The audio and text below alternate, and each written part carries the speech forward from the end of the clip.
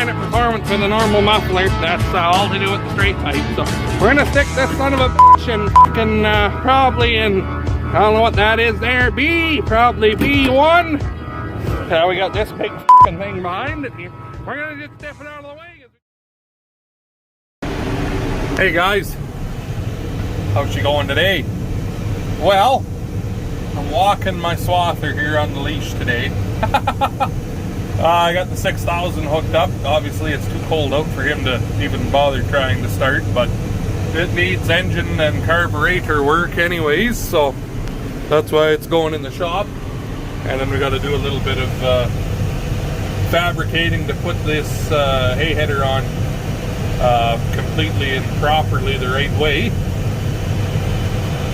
So I'm just moving them over here for now, and then we can get the header knocked off this afternoon and try to push the swather up inside of the shop, I think. So anyway, that's what's going on. So I guess we will talk to you in a few. I'll make a quick clip for you here pushing her in, because this is kind of a tricky situation. I'll explain when we get in the shop here, but I better keep paying attention to what's happening.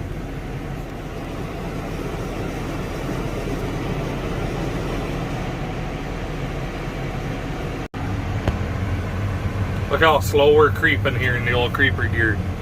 So we're pushing on the lift arms, and they're not actually fixed on the machine, and I'll show you what I mean by that here when we get in there. But we got to be kind of cautious as what's going on here, because they could slip off and I just ram the bucket into the swather. But now that it's in the shop and I'm going so slow, we're not going up the hill into the shop anymore, so if it did slip off, the swather won't roll back down the hill into me.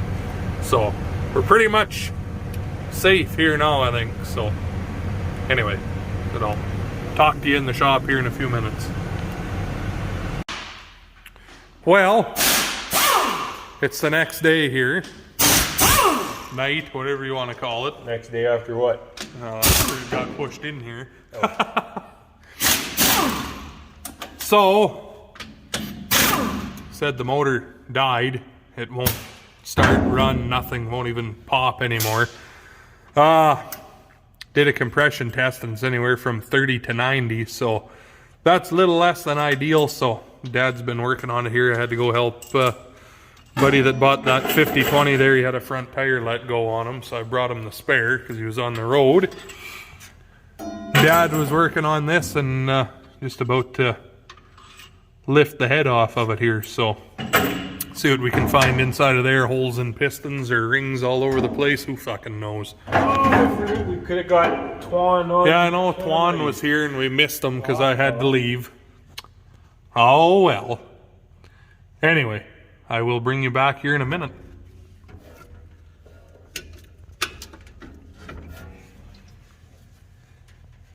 Well,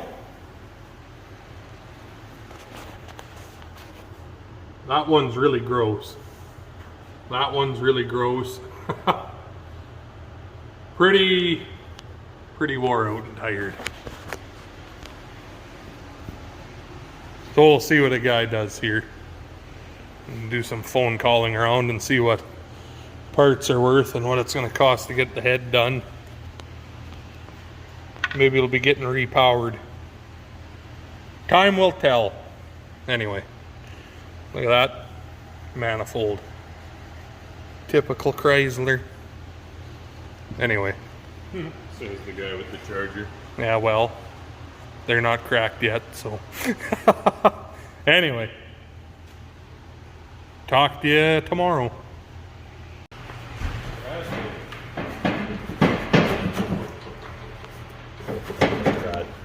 Hey, Twan.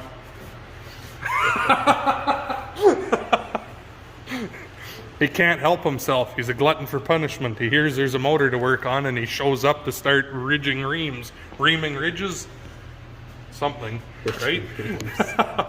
So anyway, Dad and I tried to knock a piston out and there's too much of a carbon ring to get it by. So I went to borrow a ridge reamer and I ended up buying it from him because the guy had half a dozen of them. So, Antoine's going to try to figure out how it works here. And once we figured that out, talk to you in a few. Right, Twan? Look at that mullet, though. Just let's get a side profile. Turn, look at that. Fuck, that's greasy. Cletus McFarlane would be proud, Twan.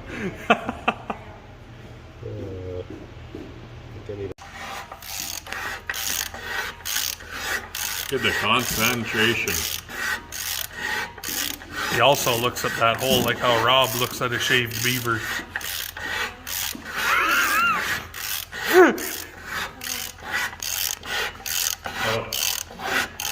Is this how you ream the town girls too before you make a little more space? Make sure that it's a fresh surface before you ream off all the crud. Someone's gonna be watching this while they're eating. Puking off. That's gonna be the title. How Twan reams out a town girl. Reams out a crusty hole. That'll be a community guidelines violation for sure, that title.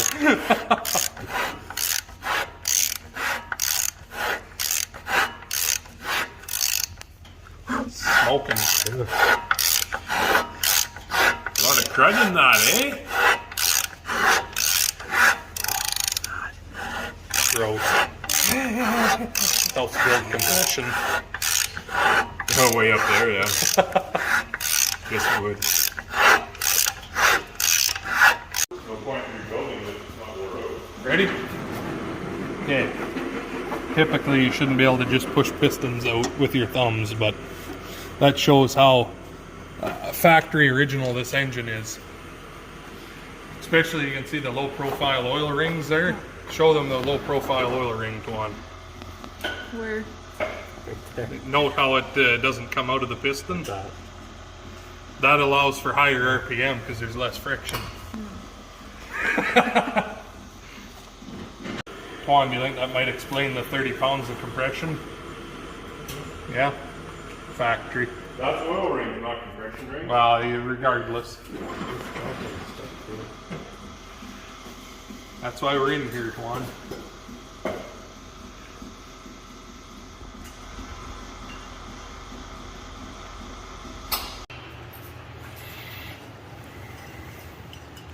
Well, bunch of empty holes there now. They all look good but one. Literally one. Number one has some damage on both sides. So we need one piston for sure. And I'm going to do rod bearings. The mains all look fine. The mains are a shitload of money. If a guy was going to change all that, I'd be farther ahead, just find a different engine to swap into it here. So try and do things on a budget here a little bit. So one piston and then all the rings and all those bearings. Got the lifters out because they got to get washed. They're disgusting. Dad's just working on pulling that off with his homemade puller now.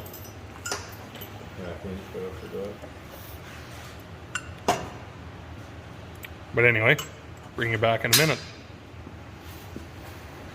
Need all the footage of Twan. He's the fucking money maker here.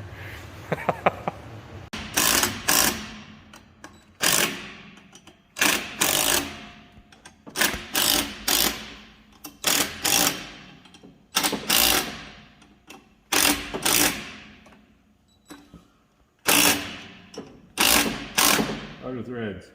Actually, son of a diddly.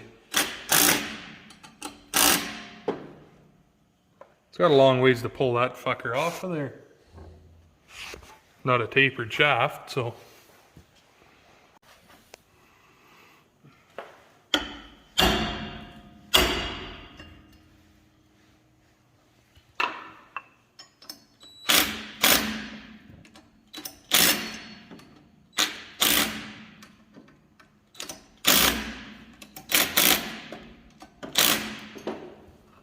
Well, out of threads. Okay.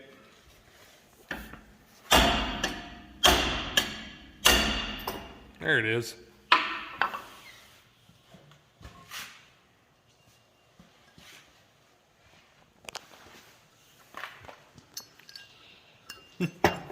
Now the timing cover.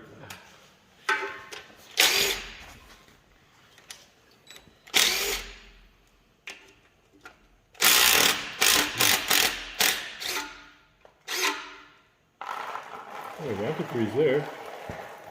That's what the cardboard's for.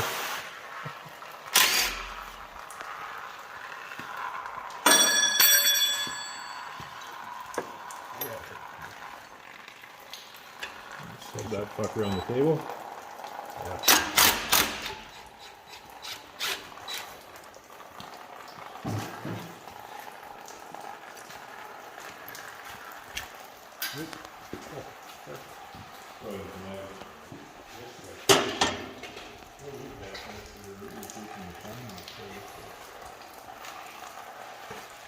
If it's stuck on there like the oil pan was, you're going to need a good pry bar.